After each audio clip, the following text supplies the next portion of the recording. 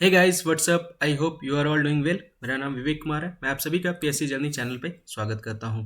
तीसरे मंथ की शुरुआत हो गई है अभी, आप देख सकते हैं।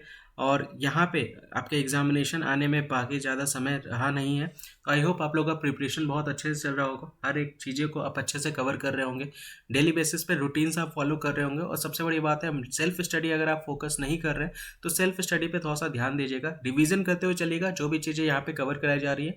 और एक तरह से वीकली रिवीजन जरूर करते हुए चलेगा, जो भी वीक में जितने भी चीज़ें आपको कवर कराई जा रही है उसको एक बार संडे को कवर करते हुए चलेगा, ताकि वो चीज़ें आपको लॉन्ग टर्म तक याद रह करके चले।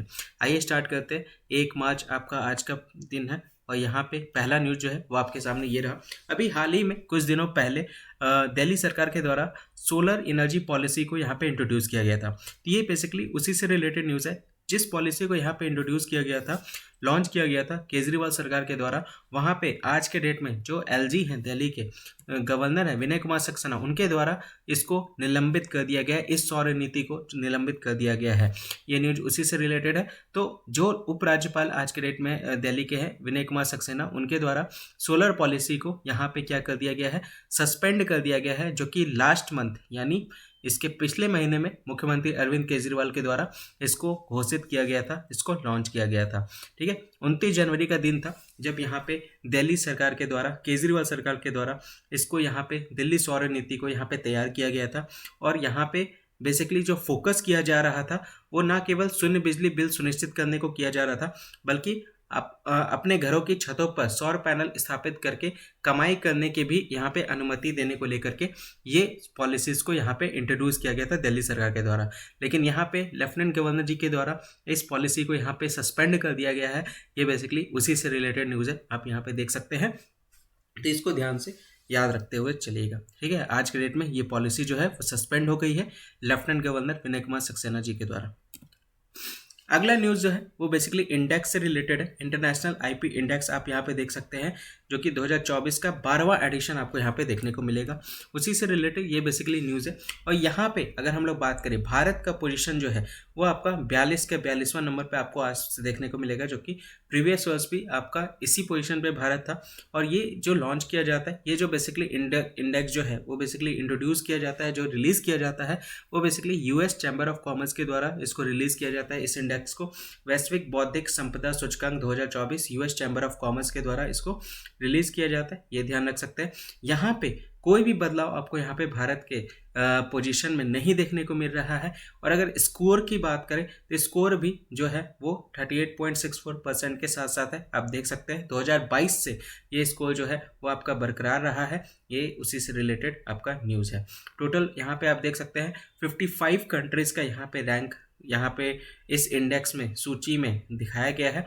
और जहाँ पे टॉप 5 इकोनॉमिक्स की अगर हम लोग बात करें तो उसमें सबसे पहले जो है वो यूनाइटेड स्टेट है, जिसका 95.48 यहाँ पे आप देख सकते हैं इंडेक्स स्कोर है।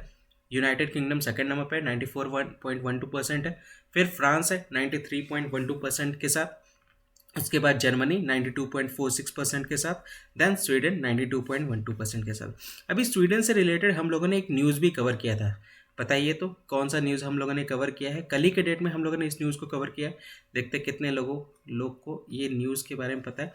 और अभी रिसेंट में इसको अप्रूवल भी दिया गया, किस कंट्री के द्वारा उसका भी नाम जरूर बताइएगा। ठीक है, तो भारत का पोजीशन आपको ध्यान रखते हुए चलना है। भारत का पोजीशन क्या है इस इंडेक्स में? 42 है। स्कोर की बात करें तो 38.64% आप यहाँ पे देख सकते हैं। किसके द्वारा ये इंडेक्स जो है वो रिलीज किया जाता है? तो यूएस चैम्बर ऑफ कॉमर्स के द्वारा इसको यहाँ पे रिलीज किया जाता है। ठीक है, तो इसको ध्यान रख सकते हैं। आगे बढ़ते हैं अगले न्यूज़ की तरफ। अगला न्यूज़ यहाँ पे आप देख सकते हैं, दुनिया का सबसे बड़ा ग्रेन स्टोरेज स्कीम यहाँ पे लॉन्च किया गया है प्रधानमंत्री जी के द्वारा। उसी से रिलेटेड ये बेसिकली न्यूज़ है। यहाँ पे अनाज भंडारण योजना यहाँ पे लॉन्च किया गया पीएम मोदी के द्वारा। यहाँ पे दुनिया का सबसे बड़ा, ये ध्यान रख सकते हैं। यहाँ पे इनके द्वारा इन्फॉर्म किया गया कि अगले 5 साल में 1.25 लाख करोड़ रुपए के निवेश के साथ 700 लाख टन तक का भंडारण क्षमता यहाँ पे मोदी सरकार के द्वारा यहाँ पे इसको बनाया जाएगा। देख सकते हैं टोटल कैपेसिटी की अगर बात करें तो 700 लाख टन का स्टोरेज कैपेसिटी आपको यहाँ पे देखने को मिलेगा। यहाँ पे अगले 5 साल में ये यहाँ पे सूचित किया गया मोदी सरकार के द्वारा।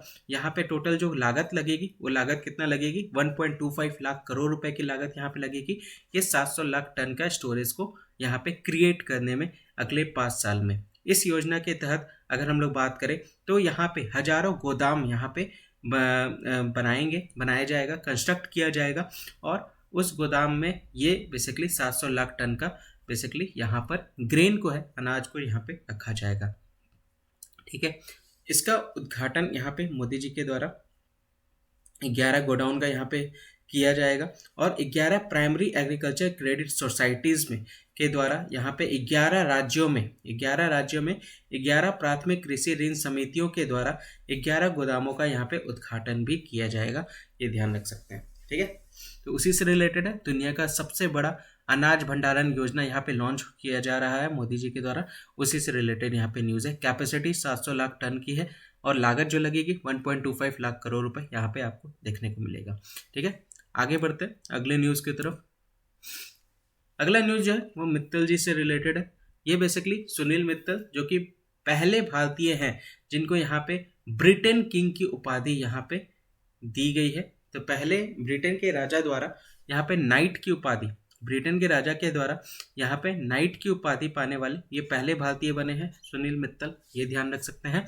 मित्तल जो है वो बेसिकली भारतीय इंटरप्राइजेस के क्या है, अध्यक्ष है, संस्थापक है, ये ध्यान रख सकते हैं सुनील मित्तल, जो यहाँ पे कंट्री का जो सेकंड हाईएस्ट जो टेलीकॉम फर्म है, सेकंड लार्जेस्ट जो टेलीकॉम फर्म है एयरटेल, जो उनके मालिक है। ठीक है, दूसरी सबसे बड़ी दूरसंचार कंपनी एयरटेल के मालिक है।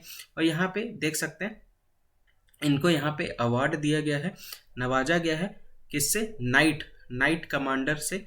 यहाँ पे knight commander the most excellent order of the British Empire, यहाँ पे आप देख सकते हैं the most excellent order of the British Empire, ये जो अवार्ड है इनको यहाँ पे दिया गया है किसके द्वारा, किंग चार्ल्स तृतीय के द्वारा ये अवार्ड यहाँ पे इनको दिया गया है, जो कि एक तरह से हाईएस्ट ऑनर अवार्ड यहाँ पे ब्रिटिश सोवरेन को यहाँ पे ब्रिटिश सोवरेन के द्वारा दिया जाता है सिविलियंस को। ठीक है, तो सर्वोच्च सम्मानों में से एक यहाँ पे इस अवार्ड को यहाँ पे माना जाता है। ब्रिटिश संप्रभु द्वारा नागरिक को ये दिया जाता है, ये अवार्ड जो है उससे सम्मानित किया जाता है, ये उपाधि यहाँ पे दी जाती है। तो फिलहाल यहाँ पे आप देख सकते हैं नाइट का जो अवार्ड है ये बेसिकली ये उपाधि जो है वो ब्रिटेन के जो राजा चार्ल्स तृतीय के द्वारा ये जो उपाधि है वो यहाँ पे सुनील मित्तल जी को यहाँ पे दी गई है। ठीक है, क्लियर, तो इसको ध्यान रख सकते हैं, इंपॉर्टेंट न्यूज़ है।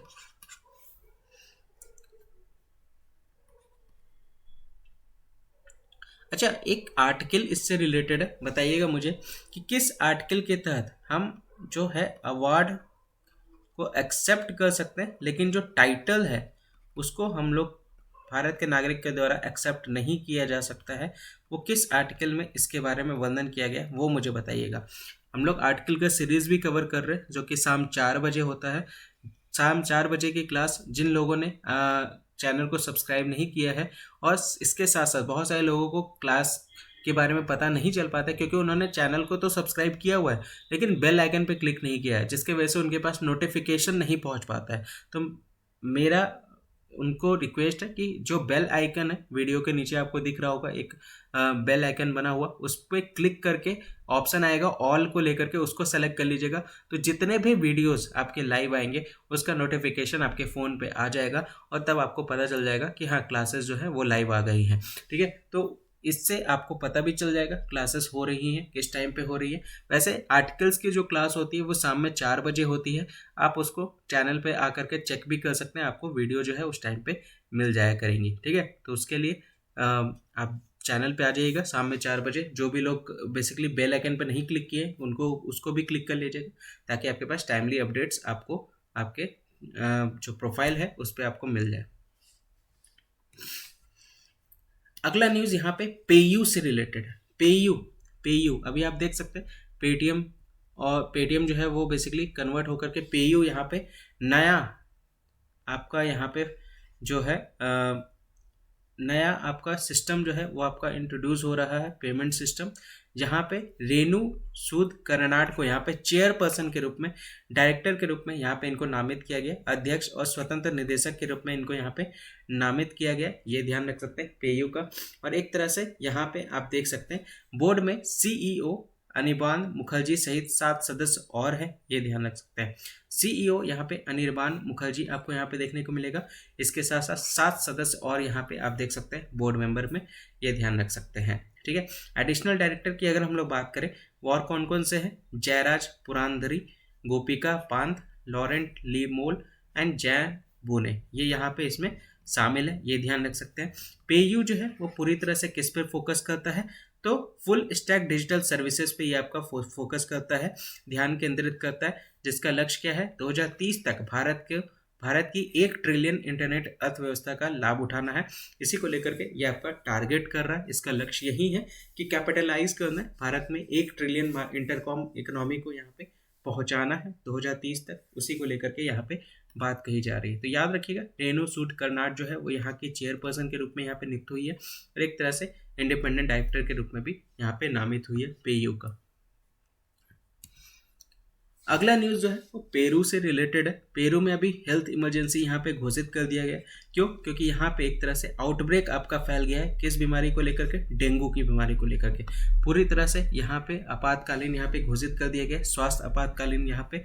और ये यहाँ पे पूरी तरह से प्रकोप जो है डेंगू का बहुत बड़े लेवल पे यहाँ पे इसका विस्तार हो गया है, जिसके वजह से ये बेसिकली यहाँ पे हेल्थ इमरजेंसी की यहाँ पे घोषणा कर दी गई है। ठीक है, यहाँ की सरकार के द्वारा हेल्थ इमरजेंसी यहाँ पे घोषित किया गया, क्योंकि बहुत तेज़ी से यहाँ पे डेंगू फीवर जो है पूरे साउथ अमेरिका कंट्री में फैल रहे हैं।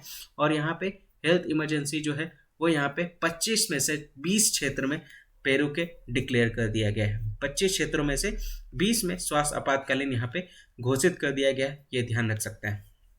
ये जो कदम है सरकार को प्रभावित क्षेत्रों में अधिक तेजी से धन हस्तांतरित कर सकेगी, एक तरह से फंड्स को और तेज़ी से यहाँ पे ट्रांसफ़र कर पाएगी। और एक तरह से जो रीजन है उसको जो रीजन को और ज़्यादा अफेक्ट होने के चांसेस है उसको ये एक तरह से कम करने के लिए ये सारे स्टेप्स यहाँ पे लिए जा रहे हैं, ताकि ये बीमारी ज़्यादा से ज़्यादा लोगों तक ना फैल सके। ठीक है, और यहाँ पे ज़्यादा से ज़्यादा डॉक्टर नर्सों को आसानी से हर जगह तैनात किया जा सके और इस ये जो बढ़ता प्रकोप है इस पे काबू पाया जा सके। तो देख सकते हैं 25 क्षेत्र आपको पेरू में देखने को मिलेंगे, जहाँ पे 20 क्षेत्रों में यहाँ पे हेल्थ इमरजेंसी यहाँ पे घोषित कर दिया गया है, ये ध्यान रख सकते हैं। ठीक है, याद रखिएगा पेरू के द्वारा यहाँ पे हेल्थ इमरजेंसी घोषित किया गया, उसी से रिलेटेड यहाँ न्यूज़ है। पेरू की बात करें, आप यहाँ पे देख सकते हैं साउथ अमेरिका में ये देश आपको यहाँ पे देखने को मिलेगा। इसकी जो बाउंड्री है आप यहाँ पे देख सकते हैं इक्वेडोर के साथ यहाँ पे टच कर रहा है, इसके साथ साथ कोलंबिया के साथ टच कर रहा है, ब्राज़ील के साथ टच कर रहा है, बोलिविया के साथ, चाइल के साथ ये आपका टच कर रहा है। तो ये देख सकते हैं इन सभी देशों के साथ इसकी बाउंड्री जो है वो साझा करती है, टच करती है। इसके साथ साथ इसका कैपिटल की अगर हम लोग बात करें तो इसकी कैपिटल जो है वो लीमा है। क्या है? इसकी कैपिटल लीमा है। मैप में अगर मैं आपको दिखाऊं तो यहाँ पे आप देख पा रहे होंगे ये लीमा यहाँ पे इसकी कैपिटल है। और ये यहाँ पे अमेजन रेन फॉरेस्ट का भी कुछ सेक्शन आपको यहाँ पे देखने को मिलेगा। ठीक है, इसके साथ साथ यहाँ पे जो करेंसी है वो सोल चलती है, याद रखिएगा। यहाँ पे प्रेसिडेंशियल सिस्टम आपको यहाँ पे देखने को मिलेगा।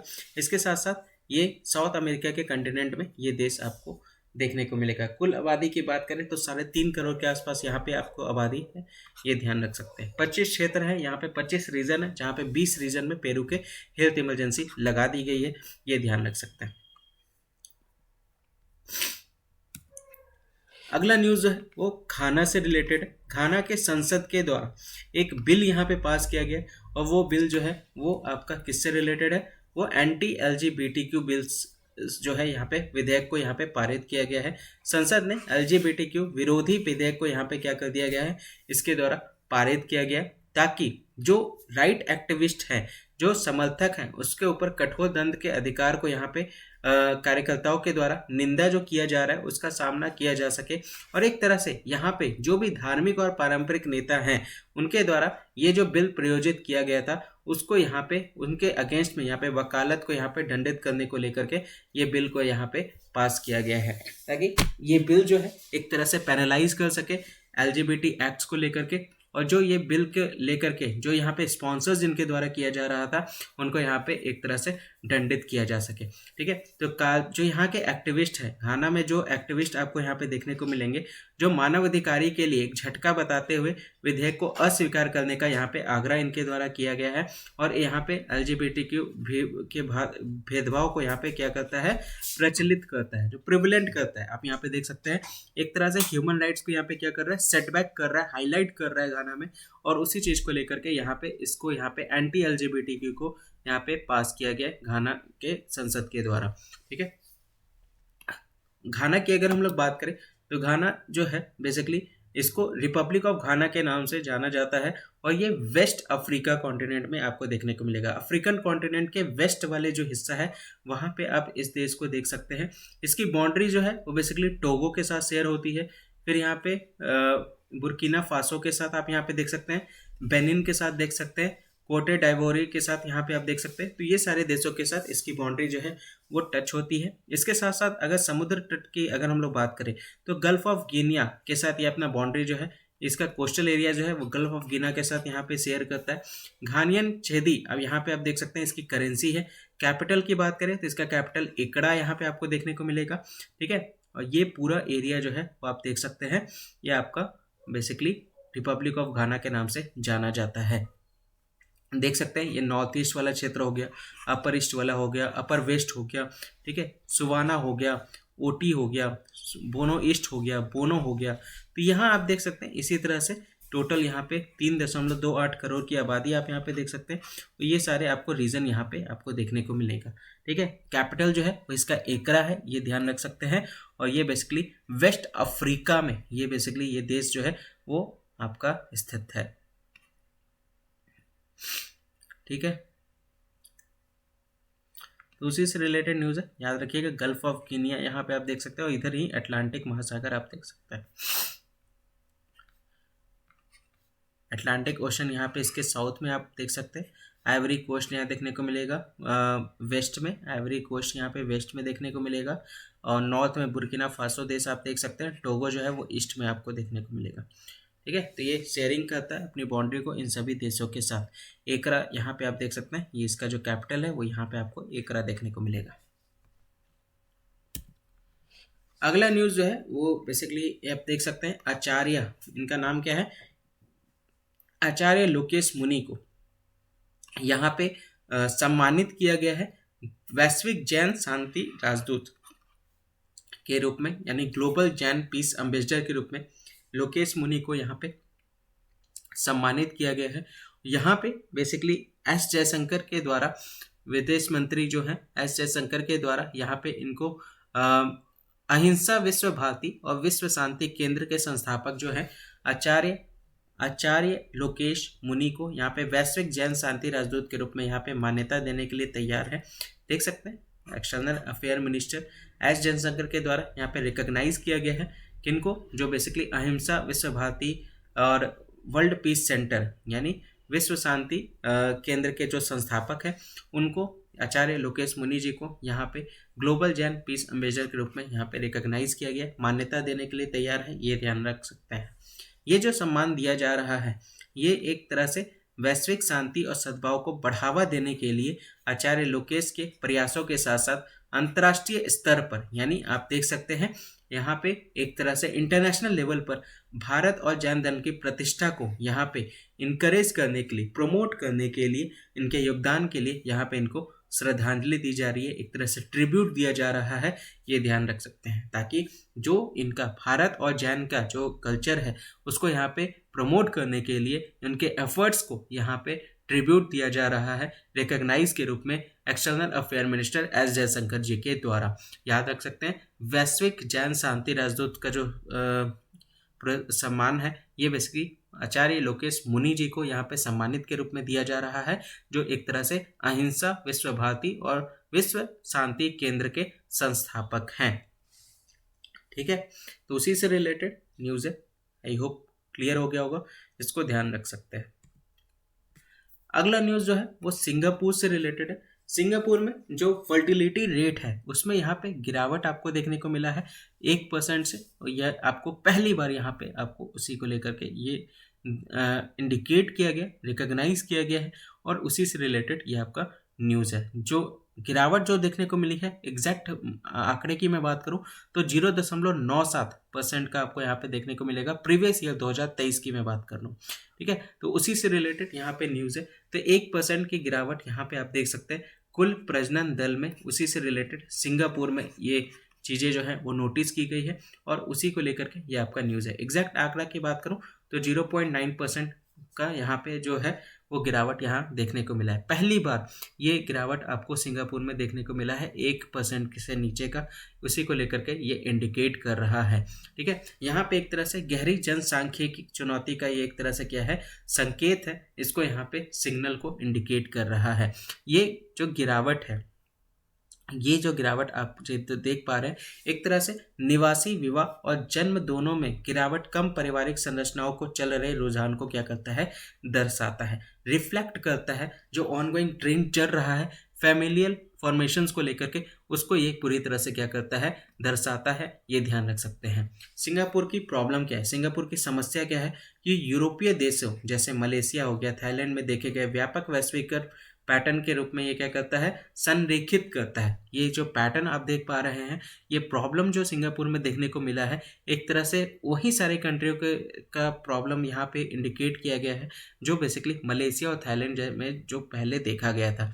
उसी से जनशक्ति की कमी को यहाँ पे कमी देखने को मिल रही है, जो पहले मलेशिया और थाईलैंड में ऐसी सिचुएशन देखने को मिला है। ये वही पैटर्न जो है वो सिंगापुर में भी देखने को मिल रहा है, वही पैटर्न जो है वो यहाँ पे भी इंडिकेट किया जा रहा है, ठीक है। तो ध्यान रख सकते हैं जो प्रजनन दल है उसमें कमी सबसे पहली बार यहाँ पे ये सिंगापुर में ये सबसे पहली बार ये आपका गिरावट 1% के नीचे देखने को मिला है। सिंगापुर देश की बात करें तो यहाँ पे आप देख सकते हैं ये सिंगापुर पूरा कंट्री है। यहाँ पे जोहार स्ट्रेट देखने को मिलेगा। ये रास्ता जो है पूरा जोहार स्ट्रेट है, ये स्ट्रेट ऑफ सिंगापुर है, ये स्ट्रेट ऑफ सिंगापुर ये पूरा आप देख सकते हैं। इसके साथ साथ रिपब्लिक ऑफ सिंगापुर के नाम से इसको जाना जाता है। और ये बेसिकली चारों तरफ से जो है वो समुंदर से ही घिरा हुआ है। और यहाँ पे जो लैंग्वेज में बात कही जाती है, वो बात होती है वो बेसिकली मलाई लैंग्वेज या सिंगापुरन मंडराइन लैंग्वेज में यहाँ पे ऑफिशियल लैंग्वेज है। पॉपुलेशन की बात करें तो 54 लाख लोग यहाँ पे रहते हैं। एशिया कॉन्टिनेंट में ये आपको देखने को मिलेगा। एरिया की बात करूँ 734 स्क्वायर किलोमीटर में ये आपका फैला हुआ है, ठीक है। देख सकते हैं सिंगापुर आप यहाँ पे देख सकते हैं। तो ये इसी से रिलेटेड न्यूज़ है। ऊपर मलेशिया आपको देखने को मिलेगा, नीचे इंडोनेशिया आप देख पा रहे होंगे, ठीक है। तो ये ध्यान रख सकते हैं, उसी से रिलेटेड न्यूज़ है। अगला न्यूज़ जो है वो कोचिन शिपयार्ड से रिलेटेड है। कोचिन शिपयार्ड से रिलेटेड है। यहाँ पे फिलहाल मोदी जी के द्वारा पहला हाइड्रोजन फ्यूल सेल फेरी जो है कोचिन शिपयार्ड में यहाँ पे इसका अनावरण किया गया है। पहली हाइड्रोजन ईंधन सेल नौका को यहाँ पे इनविल किया गया है, उसी से रिलेटेड ये आपका न्यूज़ है। ये ध्यान रख सकते हैं। चलिए मुझे बताइएगा भारत का सबसे बड़ा हाइड्रोजन प्लांट कहाँ पे स्थापित किया जा रहा है। देखते हैं कितने लोग बता पाते हैं। तो इनॉग्रेशन, देखिए आप लोगों के द्वारा आंसर्स जो है वो बहुत कम दिए जा रहे हैं, कुछ ही लोगों के द्वारा आंसर दिए जा रहे हैं। तो आंसर कोशिश कीजिए सभी लोग आंसर दें। जो भी क्वेश्चंस यहाँ पे पूछे जा रहे हैं उसका आंसर सभी लोग दें, बढ़ चढ़ करके भाग लें और कोशिश कीजिए जल्द से जल्द सबसे पहले आंसर देने का, ठीक है। बहुत सारे लोगों के द्वारा आंसर दिया जाता है। जैसे मैं बात कर दूँ तो पूजा हो गई, शुभांगी हो गई, फिर इनके द्वारा कल वाले लेक्चर्स में बहुत अच्छे से इनके द्वारा आंसर दिया गया है। मैं चाहता हूँ इसी तरह से सभी लोग आंसर दें जिस तरह से ये लोग आंसर दे रहे हैं। डिटेल में ये लोगों के द्वारा आंसर दिया जाता है और आप लोग भी कोशिश कीजिए जितने भी लोग वीडियो देख रहे हैं इन्हीं की तरह आंसर देने का, डिटेल में जिस तरह से ये लोग एक्सप्लेन करते हुए आंसर देते हैं, ठीक है। तो यहाँ पे आप देख सकते हैं फ्यूल सेल फेरी, यहाँ पे आप देख सकते हैं। यहाँ पे सेल नौका के उद्घाटन से राष्ट्रीय हरित हाइड्रोजन मिशन के तहत समुद्री अनुप्रयोग में हाइड्रोजन के उपयोग को यह क्या करता है, प्रोत्साहन देता है, प्रोत्साहन यहाँ पे मिलता है। इनॉग्रेशन यहाँ पे आप देख सकते हैं ईंधन सेल नौका के उद्घाटन से। और यहाँ पे ईंधन सेल यानी जो यहाँ पे नेशनल ग्रीन हाइड्रोजन मिशन के तहत ये जो मैरीन एप्लीकेशन का यहाँ पे जो इनॉग्रेशन किया गया है वो एक तरह से क्या करता है, पावर करता है, एम्पावर करता है वेसल को जीरो इमिशन के ऊपर, जीरो नॉइज के ऊपर। और एक तरह से ये क्या है, ऊर्जा कुशल भी है, शून्य उत्सर्जन करता है। यहाँ पे ईंधन सेल के द्वारा ये जो फेरी आपकी रन हो रही है, यहाँ पे जहाज में शून्य जो उत्सर्जन आपको देखने को मिलेगा, शून्य शोर देखने को मिलेगा और ऊर्जा कुशल आप यहाँ पे देख सकते हैं। उसी से रिलेटेड ये बेसिकली आपका न्यूज़ है। तो ये आपका पहला आपको देखने को मिलेगा पहल, जो कि हरित नौका का आप देख सकते हैं, ये हरित नौका का पहला हिस्सा है और ये एक तरह से एक पायलट परियोजना आपको देखने को मिलेगा, जिसका उद्देश्य क्या है, समुद्री क्षेत्र के लिए प्रौद्योगिकी का प्रदर्शन करना है। आप देख सकते हैं शोकेस करना है मैरीटाइम सेक्टर्स को लेकर के, ये ध्यान रख सकते हैं। एक पायलट प्रोजेक्ट है, उसी को लेकर के यहाँ पे एम किया जा रहा है, उसी को लेकर के यहाँ पे उद्देश्य आपको यहाँ पे देखने को मिलेगा। तो ये कहाँ पे हुआ है, पहला हाइड्रोजन फ्यूल सेल फेरी का यहाँ पे अनवेलन जो हो रहा है, अनावरण जो हुआ है, ये कोचिन शिपयार्ड में हुआ है, ये ध्यान रख सकते हैं। और प्रधानमंत्री मोदी जी के द्वारा इसका इनॉग्रेशन किया गया, उद्घाटन यहाँ पे किया गया। तो ये था पूरा करेंट अफेयर्स। इसके साथ साथ जो यहाँ पे आप देख सकते हैं एक और पहल यहाँ पे आपको रिलायंस की तरफ से देखने को मिलेगा एनिमल इनिशिएटिव को लेकर के, जिसका नाम है वनतारा। वनतारा आप यहाँ पे देख सकते हैं, एक पहल की शुरुआत, पशु कल्याण पहल की शुरुआत यहाँ पे वनतारा शुरू की गई है। यहाँ पे किसके द्वारा, रिलायंस के द्वारा। ये बेसिकली जामनगर में इसकी शुरुआत यहाँ पे की गई है, लॉन्च किया गया है इसको। रिलायंस ने जानवरों के बचाव और पुनर्वास के लिए जामनगर में वनतारा को लॉन्च किया है, जो एक तरह से कितना एकड़ में फैला हुआ है, तो आप देख सकते हैं 3000 एकड़ में ये आपका फैला हुआ है। एक तरह से रेस्क्यू एंड रिहैबिलिटेशन सेंटर आप यहाँ पे देख सकते हैं एनिमल्स का। और ये जो इनिशिएटिव है, ये अनंत अमानी जी के द्वारा इसको यहाँ पे लीड किया जा रहा है, नेतृत्व किया जा रहा है इस पहल को। और 2035 तक रिलायंस के शुद्ध शून्य कार्बन लक्ष्य के साथ मिलकर के बचाई गई प्रजातियों के लिए जंगल जैसे आवास की सुविधा भी यहाँ पे ये क्या करेगा, प्रदान करेगा। तो जो भी हैबिटेट है जिनको रेस्क्यू किया गया है 2035 तक नेट जीरो कार्बन गोल के साथ साथ यहाँ पे इनका हैबिटेट भी यहाँ पे पूरी तरह से ये तैयार कर लिया जाएगा, ये ध्यान रख सकते हैं। वनतारा यहाँ पे फोकस किस चीज़ पे करता है, एक तरह से स्वास्थ्य देखभाल पर ध्यान केंद्रित करता है। IUCN WWF के साथ सहयोग के साथ साथ इसका लक्ष्य क्या है, इसका लक्ष्य ये है कि अंतर्राष्ट्रीय भागीदारी के साथ इसको एकीकृत करना है। यहाँ पे वनतारा को उन्नत पशु स्वास्थ्य देखभाल के ऊपर ध्यान केंद्रित करना है, ये यहाँ पे इसका टारगेट है, इसका एम है, इसका फोकस है। कोलैबोरेट किन किन ऑर्गेनाइजेशन के साथ करना है, IUCN के साथ करना है और WWF के साथ करना है। और एक तरह से रिसर्च और इंटरनेशनल पार्टनरशिप के साथ एक तरह से एक एडवांस यहाँ पे एनिमल हेल्थ केयर को स्थापित करना है। ठीक है, तो ये वनतारा उसी चीज़ पे फोकस कर रहा है, ये ध्यान रख सकते हैं। रिलायंस के द्वारा इसको लॉन्च किया गया है, इसको लीड किया जा रहा है अनंत अंबानी जी के द्वारा, ये ध्यान रख सकते हैं। तो ये था पूरा आज का करंट अफेयर। आई होप सारे न्यूज़ आपको क्लियर हुए होंगे। अच्छे से इसको रिवाइज करते हुए चलिएगा, डेली बेसिस पे नोट्स बनाते हुए चलेगा। ये क्लासेस रोज़ सुबह 11 बजे, ये रोज़ सुबह 8 बजे आपको यहाँ पे आती है, इसको अच्छे से कवर कर सकते हैं। जिन लोगों ने भी चैनल को सब्सक्राइब नहीं किया, चैनल को सब्सक्राइब कर लीजिएगा, वीडियो को ज़्यादा से ज़्यादा शेयर कर दीजिए। और ये बेल आइकन आपको यहाँ पे देखने को मिल रहा है, इस तरह का बेल आइकन आपको देखने को मिलेगा, उस पर क्लिक कीजिएगा तो ऑल का एक बटन आपको दिखेगा, ऑल को सेलेक्ट कर लीजिएगा। उससे क्या होगा, जब भी कोई भी वीडियो इस चैनल पे आपकी आएगी तो आपके पास नोटिफिकेशंस फ़ोन पे आ जाएगा, आप उसको आसानी से ज्वाइन कर सकते हैं बिना किसी लिंक्स वगैरह के। ठीक है, बाकी आज के लिए बस इतना ही। जय हिंद, जय भारत।